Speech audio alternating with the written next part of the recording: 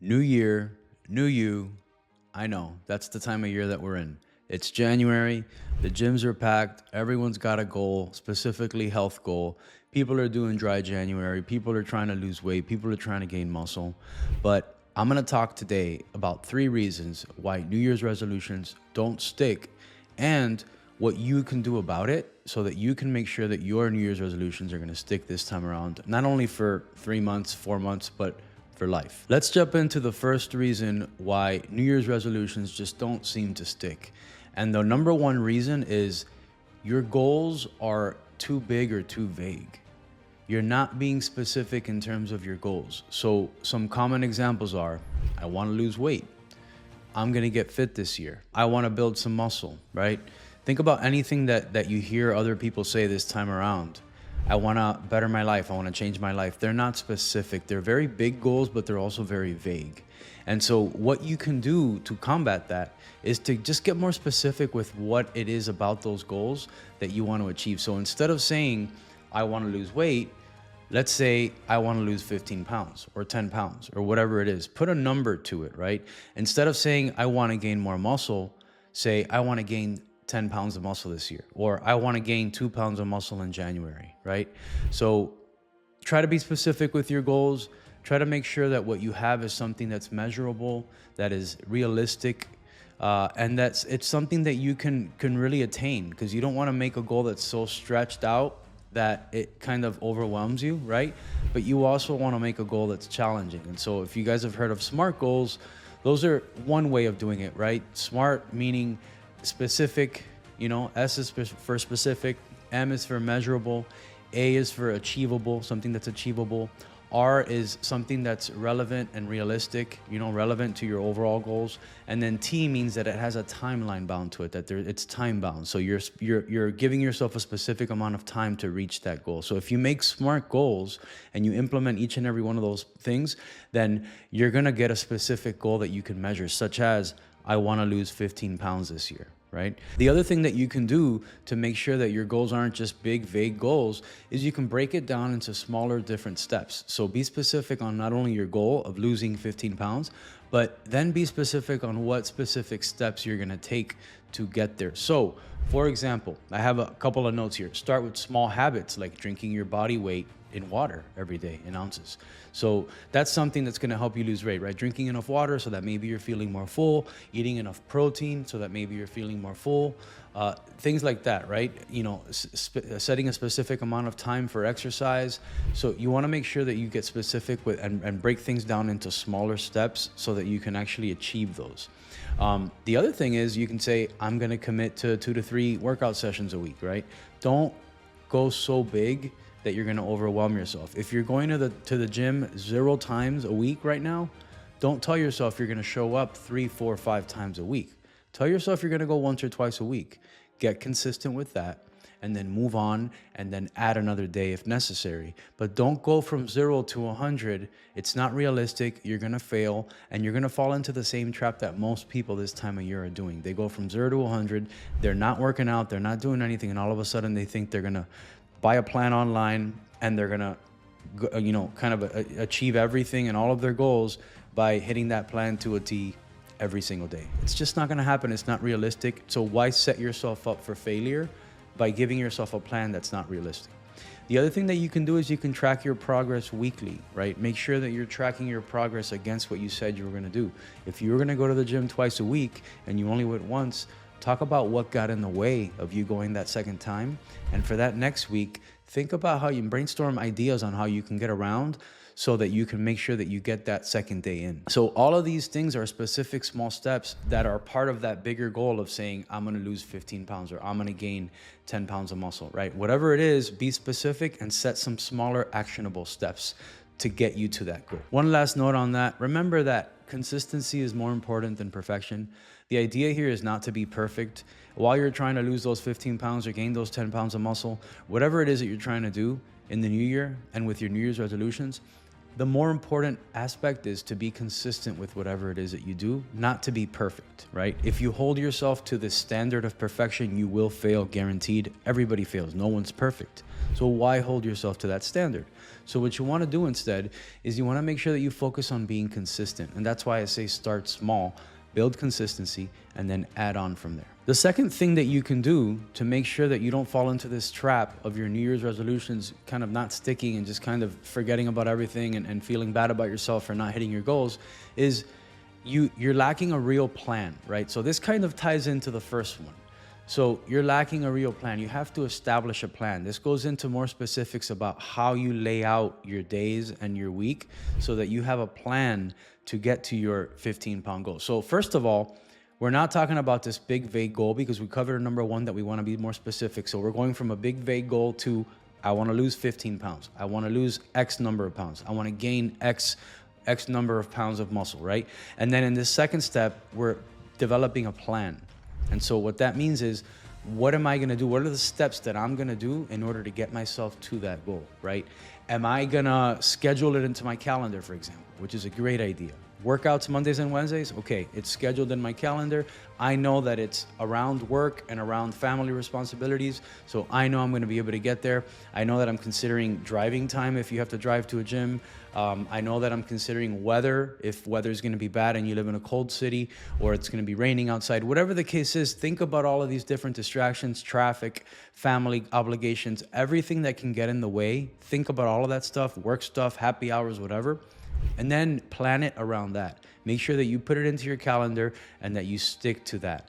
The other thing that you can do is that you can, again, like I said, prepare for obstacles. Think about what's going to get in the way so that you can get around it. The only way to be able to be consistent is to make sure that you understand what kind of obstacles will get in your way, and just understanding that obstacles will get in your way and life is just going to happen and things are going to come up that you didn't plan for.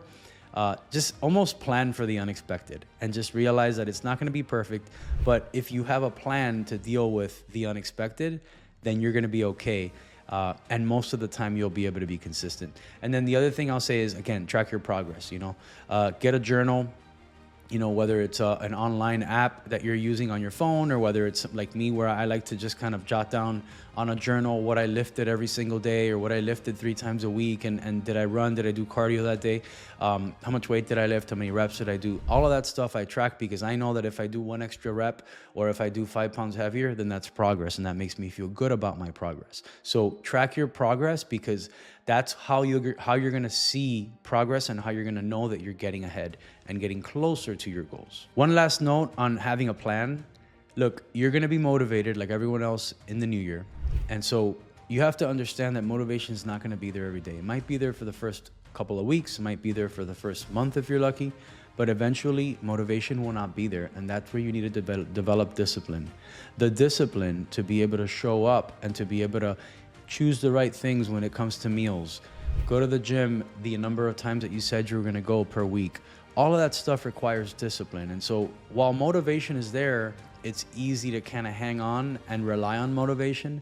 I'm telling you very upfront, do not rely on motivation. If it's there, take advantage of it, but don't rely on it because it will not be there one day when you wake up, and you're going to have to rely on discipline. You're going to have to rely on the fact that you know that this is the kind of person that you're becoming, and you're going to do it because it's what you do. Not because you feel like doing it, because it's what you do.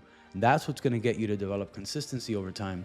And that's what's going to get you to your goals eventually, whether it's 3 months, 6 months, a year down the line. Number 3, the final thing that you can do to make sure that you stick to your New Year's resolutions is try not to go at it alone. So try to find some kind of a support group. Try to find maybe an accountability partner. I think that this is something that helps you stay accountable to yourself and stay accountable to the other person if you're working with a partner, right? I would say another thing that you can do is to join a community. There's a lot of different communities, a lot of which are free, and they'll motivate you. So you'll get an email every day in your inbox talking about health and fitness motivation. Arnold Schwarzenegger has a really good one. If you go to his website, you can go to his daily free newsletter, and it's really good information. And he even has an app that you can download for workouts and so forth. And then the other thing that you can do is you can hire a coach. Like, look, I work with clients. I work with a select few clients, but I work with people who feel like they need that extra help, either because they don't know the knowledge, so they don't know what to do in the gym or what to eat in the kitchen or their diet or how to get to their goals specifically, or they might know that stuff, but they know that they're going to get there quicker if they rely on help from someone, from a professional. And so I work with people, and you can pick a coach. I have a link down on the bottom if you want to inquire and if you want to set up a free consultation. This is not about the fact that I'm a coach and I feel like you should get a coach because I'm a coach. I think that, in business and in trying to build my coaching business, I don't do this full time. And so I want to get to a point where I eventually do this full time and help people because it's what I love to do. And I have my own story, of losing 125 pounds and building muscle and being healthy. And so I want to be able to help people do the same thing full time. I'm not there yet, right? The plan is for me to get there one day. And so what do? I've paid other coaches from a business perspective so that I can learn and I can get there. And so what I've learned is you pay either way. You either pay with money or you pay with time. You pay with money by giving someone else money to help you to get to the point that you want to get to quicker and more efficiently. Or you pay with time by going and figuring it out yourself. And so you can choose either way. Time we never get back, money we can always make. So I choose to use my money to pay for coaching to help better my business and be more effective when I communicate with you guys and the programs that I offer you guys and the way that I coach you guys and so forth. And so I work with a select few number of clients, and I do again have a link down in the description if you're interested in booking a free consultation, just a friendly chat, just to see kind of what your goals are and to see if there's even a possibility for me to be able to help you, right?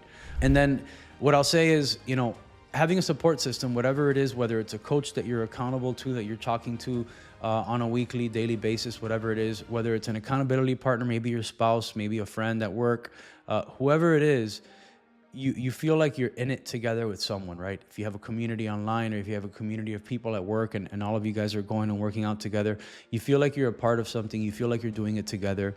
And when we feel like we're part of a community, we get more excited about it and we're more likely to develop the same habits, healthy habits, right?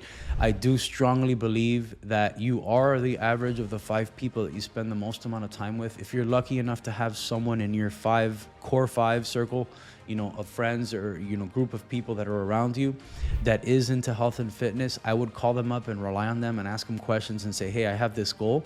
What do you think? Can you help me? Do you know someone who can help me? And try to get help and try to get some accountability there and make sure that you feel like you've got that support. And if you can get the support from your spouse, if you are in a relationship, then that's even better, right? Because you can get that support all the time, not only when you're at work and stuff, but when you're home, when it matters most, when you're trying to get out of bed, whether it's extra early or you're trying to get in a late workout, you're going to have that support, which is your spouse, which is, someone who you spend, all of your life with, basically. Again, if you like this information, I'm going to be putting out weekly videos. Please please subscribe, all the basic stuff. I'm here to just share my story, and I'm here to share the learnings that I've had for the last, 24 plus years. I lost weight when I was 19. I'm in my 40s now. So I've kept my weight off for over 20 some years. And I think I've learned a lot. And not only have I learned a lot, but also through being, certified as a nutrition coach and as a personal trainer, working with people in person, which I don't do anymore. But all that experience has taught me so much in terms of not only how to work with people and help them get to their goals, but also just kind of understanding that everyone is unique and there is not one single solution for that works for everyone, right? So you need a specific solution for your goals, and hopefully this was helpful in terms of looking at your goals for the new year and your New Year's resolutions in a different light and being a little more specific about it. Remember, get more specific about it, have a plan, and then find someone that's going to help you to be accountable to yourself. Hope this was good. Drop a comment. Let me know what your goals are. Tell me what you have in store for the new year. It's exciting. Everyone's got new goals. And then keep in touch and let me know how it goes throughout the year. I'd love to hear your comments and the feedback about, how things are going for you.